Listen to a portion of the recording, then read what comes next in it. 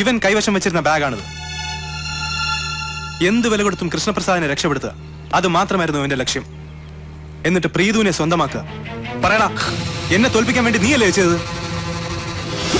അതേടാ, ഞാൻ തന്നെയാ ചെയ്തത്. നിരപരാധിയായ ഒരു പാവത്തിന്റെ തലയിൽ കൊലക്കുറ്റം ചുമത്തി നീ ജയിക്കാൻ നോക്കിയപ്പോ ഞാനത് തടഞ്ഞു.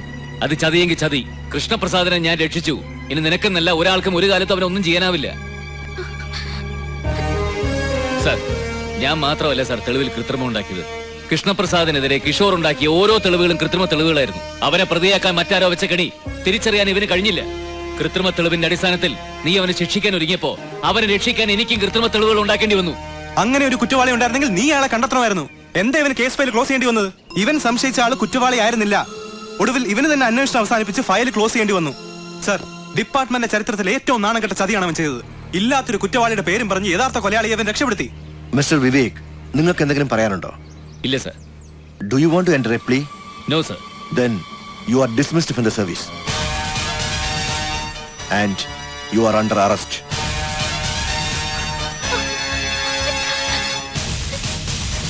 Kishore, sir, arrest him. Yes sir.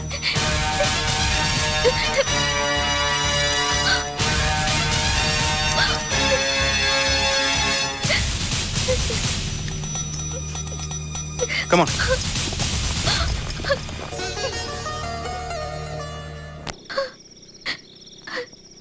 Kishore, ഞാൻ പറയുന്നതൊന്ന് വിശ്വസിക്ക്. വിവേക് നിരപരാധിയാ. ഞാനുണ്ടാക്കിയ കുഴപ്പത്തിന്റെ പേരിൽ വിവേകിനെ ശിക്ഷിക്കരുത്, പ്ലീസ്. ഇനി കിഷോർ വിചാരിച്ചാലേ വിവേകിനെ രക്ഷിക്കാൻ പറ്റും. പ്ലീസ് കിഷോർ, വിവേകിനെ എങ്ങനെയെങ്കിലും രക്ഷിക്കണം. ജോലിയിൽ നിന്നുള്ള ഡിസ്മിസൽ ശിക്ഷയെ പരിഗണിച്ച് കൂടുതൽ കേസുകൾ ഞാൻ ചാർജ് ചെയ്യാതിരിക്കാം. അങ്ങനെയാവുമ്പോൾ ജയിൽ ശിക്ഷ ഒഴിവാക്കാനാവും. അത് ഞാൻ ചെയ്യാം പ്രീതുവിന് വേണ്ടി. പക്ഷെ അതിന് പകരമായി പ്രീതു എനിക്കൊരു വാക്ക് തരണം. എന്ത് വാക്ക്? പ്രീതു അവനെ മറക്കണം, എന്നിട്ട് എന്റേതാവണം. പ്രീതുവിനെ ഏറ്റവും കൂടുതലായി അർഹിക്കുന്ന മുറച്ചെറുക്കനാണ് ഞാൻ. ചെറുപ്പം മുതലേ പ്രീതുവിനെ ഞാൻ അങ്ങനെയാ കണ്ടിട്ടുള്ളതും. പക്ഷെ ഇടയ്ക്ക് എവിടെയോ വെച്ച് പ്രീതു അത് ഓർക്കാതെ പോയി. അച്ഛന് കൊടുത്ത വാക്കനുസരിച്ചല്ല പ്രീതു എന്റേതാവേണ്ടത്. എന്നെ സ്നേഹിക്കുന്ന പെണ്ണായിട്ട് തന്നെ വേണം നീ എന്റെ ഭാര്യയാവാൻ. വ്യക്തിപരമായും പ്രൊഫഷണലായും എന്നോട് ചെയ്യാവുന്ന ഏറ്റവും വലിയ ചതിയാവും ചെയ്തത്. അതിന് പകരം വീട്ടാനുള്ള സുവർണ അവസരം എനിക്കിപ്പോൾ കിട്ടിയിരിക്കുന്നത്. പക്ഷെ അതൊക്കെ ഞാൻ വേണ്ടെന്ന് വയ്ക്കാം. അവനെ ഞാൻ രക്ഷപ്പെടുത്തുകയും ചെയ്യാം. നീ എന്റേതാവെങ്കിൽ മാത്രം. പറ, സമ്മതമാണോ?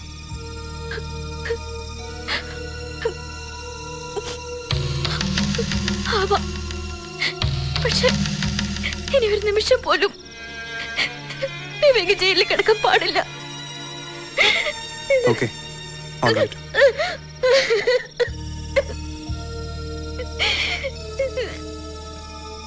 അവനുമായിട്ടുള്ള ബന്ധത്തിന്റെ ആഴം എനിക്കറിയാം. നമ്മുടെ വിവാഹം കഴിഞ്ഞ് അതിന്റെ പേരിൽ ഞാനൊരു പ്രശ്നം ഉണ്ടാക്കില്ല. എന്റെ ജീവനായിട്ട് തന്നെയാ പ്രീതുവിനെ ഞാൻ സ്വീകരിക്കുന്നത്. അത്രയ്ക്ക് ഇഷ്ടമാണ് എനിക്ക്. പ്രീതിക്കുഞ്ഞ് അറിഞ്ഞോ? വിവേകിനെ ജയിലിൽ നിന്ന് വിട്ടു. പക്ഷെ അവൻ എത്ര വിളിച്ചിട്ട് ഇങ്ങോട്ട് വരില്ല. മോള് വിളിച്ച അവൻ വരും. ഇല്ല, ഇനി ഞാൻ വിളിച്ചാലും വരില്ല. തമ്പുരാൻ വിളിച്ചിട്ട് അവൻ വന്നില്ല. അതുകൊണ്ട് അവനെ കാണാൻ ആൾ അങ്ങോട്ട് പോയിരിക്ക. ഒരു പെണ്ണിനെ സ്വന്തമാക്കാൻ വേണ്ടി മാത്രം നീ ഇത്രയും വലിയ തെറ്റ് ചെയ്യില്ലെന്ന് എനിക്കറിയാം. അതിന്റെ പിന്നിൽ വേറെ എന്തോ ആണ്. നിന്റേതായ രീതിയിൽ തുടങ്ങിയ ഒരു അന്വേഷണം പെട്ടെന്നൊരു ദിവസം നീ അവസാനിപ്പിച്ചു. എന്താണ് അതിന്റെ കാരണം? എനിക്കറിയണം. എവിടെയാ നിനക്ക് വഴിതെറ്റിയത്? എന്തിനാണ് അന്വേഷണം അവസാനിപ്പിച്ചത്? എന്റെ തിയറി അനുസരിച്ച് ക്യാപ്റ്റൻ നന്ദകുമാർ ആയിരുന്നു യഥാർത്ഥ കൊലയാളി. പക്ഷേ ഇരുമ്പുകൂടിയിൽ പറ്റി രക്തം അയാളുടേതെല്ലാം തെളിഞ്ഞപ്പോ എനിക്ക് പരാജയം സമ്മതിക്കേണ്ടി വന്നു. പക്ഷേ ക്യാപ്റ്റൻ നന്ദകുമാർ ജോലി ചെയ്തിരുന്ന ഇൻഫൻട്രി യൂണിറ്റിൽ അന്വേഷിച്ചപ്പോഴാണ് അറിഞ്ഞത് അയാൾ പെട്ടെന്നൊരു ദിവസം അവധിയെടുത്ത് കേരളത്തിലേക്ക് പോന്നു. ആ വിവരമാണ് എന്നെ ഈ കേസിലേക്ക് വീണ്ടും തിരിച്ചു കൊണ്ടുവന്നത്. കാരണം കല്യാണം കഴിക്കാൻ വരുന്ന ഒരാൾ എന്തുകൊണ്ട് മുൻകൂട്ടി അവധിക്ക് അപേക്ഷിച്ചില്ല? ആ കല്യാണത്തിൽ എന്തോ പ്രശ്നമുണ്ടെന്ന് എനിക്ക് തോന്നി. ഞാനതേക്കുറിച്ച് കൂടുതൽ അന്വേഷിച്ചു. കല്യാണത്തിന്റെ ക്ഷണക്കത്ത് കണ്ടപ്പോൾ അക്ഷരാർത്ഥത്തിൽ ഞാൻ ഞെട്ടിപ്പോയി. കാരണം ക്യാപ്റ്റൻ നന്ദകുമാർ വിവാഹം കഴിക്കാൻ പോകുന്ന പെണ്ണിനെ നമ്മളൊക്കെ അറിയും. അന്ന് സ്പോൺസർ ചെയ്യാമെന്നേറ്റിരുന്ന ദീപ. ദീപയോ? അതെ, ദേവരാജന്റെ അനിയത്തി ദീപയാണ് ക്യാപ്റ്റൻ നന്ദകുമാറിന്റെ മുറപ്പെണ്ണ്. എല്ലാവരും പുറത്തുപോയ സമയത്ത് കൂടുതൽ അന്വേഷണത്തിനായി ഞങ്ങൾ ക്യാപ്റ്റൻ നന്ദകുമാറിന്റെ വീട്ടിലെത്തി. സാമാന്യം നല്ലൊരു വീടാണത്. അതിന്റെ അതിരുകൾ തിരിച്ചിരിക്കുന്നത് വലിയ കോൺക്രീറ്റ് കട്ടകൾ ഉപയോഗിച്ചാണ്. അതിലൊരു പൊട്ടിയ കട്ടയുടെ പകുതി ഭാഗം മാത്രമേ യഥാസ്ഥാനത്തുള്ളൂ. സാർ ഇതുകൊണ്ടെന്താ പ്രയോജനം? അതാണ് നമുക്കും അറിയേണ്ടത്. അതിന്റെ കാണാതായ ബാക്കി പകുതി ഭാഗം അടുത്ത കാലത്ത് മാത്രമാണ് അവിടെ നിന്ന് എടുത്തു മാറ്റിയത്. ആ വീട്ടിലോ പറമ്പിലോ ഒരു സ്ഥലത്തും ഇതിന്റെ മറ്റേ പകുതി കണ്ടെത്താൻ നമുക്ക് കഴിഞ്ഞില്ല. എന്തെങ്കിലും വ്യക്തമായൊരു ഉപയോഗത്തിനല്ലാതെ ഇത്രയും ഭാരമുള്ളൊരു കോൺക്രീറ്റ് കട്ട ആരും എടുത്തോണ്ടുമില്ല. എന്തായിരിക്കും ആ ഉപയോഗം? മിസ്റ്റർ ഷെരീഫ്, ഇന്ന് രാത്രി നമുക്ക് ആ കിണറൊന്ന് പരിശോധിക്കണം.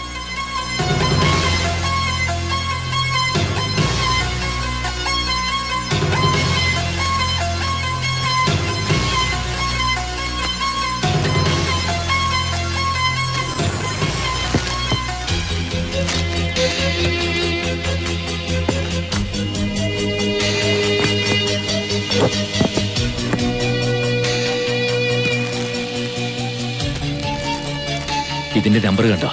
ചണ്ഡീഗറിലെ ഇൻഫൻട്രി യൂണിറ്റിൽ നിന്ന് മോഷണം പോയ തോക്കാത്. അയാളെ അറസ്റ്റ് ചെയ്തേ സാർ. ആ, എക്സൈറ്റഡ് ആവും വരട്ടെ. കൊല നടത്തിയത് നന്ദകുമാറാണെന്ന് ഇപ്പോഴും തെളിഞ്ഞിട്ടില്ല. അതിന് ഇത്രയും തെളിവ് പോരെ? പോരാ. കൃഷ്ണപ്രസാദിന്റെ കാര്യത്തിൽ സംഭവിച്ചതുപോലെ മറ്റാരോ കൊല നടത്തിയ ശേഷം തന്നെ ചതിക്കുവാൻ വേണ്ടി തോക്ക് തന്റെ പറമ്പിലെ കിണറ്റിൽ കൊണ്ടിട്ടതാണെന്ന് നന്ദകുമാർ വാദിച്ചാൽ അത് തെറ്റാണെന്ന് നമ്മൾ എങ്ങനെ തെളിയിക്കും? ഈ തോക്ക് കൈവശം വെച്ചിരുന്ന ആൾ കൊല നടന്ന ദിവസം പ്രവീണിന്റെ ബംഗ്ലാവിൽ ചെന്നിരുന്നു എന്ന് തെളിയിക്കാൻ നമുക്ക് പറ്റണം. എങ്കിൽ മാത്രമേ നമുക്ക് നന്ദകുമാറിനെ സംശയിക്കാൻ പറ്റൂ. അതിന് എന്ത് ചെയ്യും sir?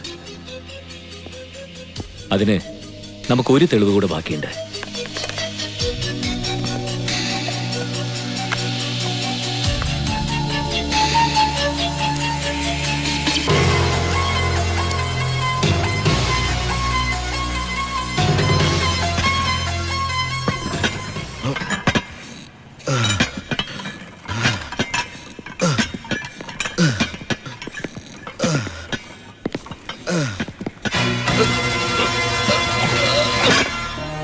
Captain Nandakumar? Yes? You are under arrest. No.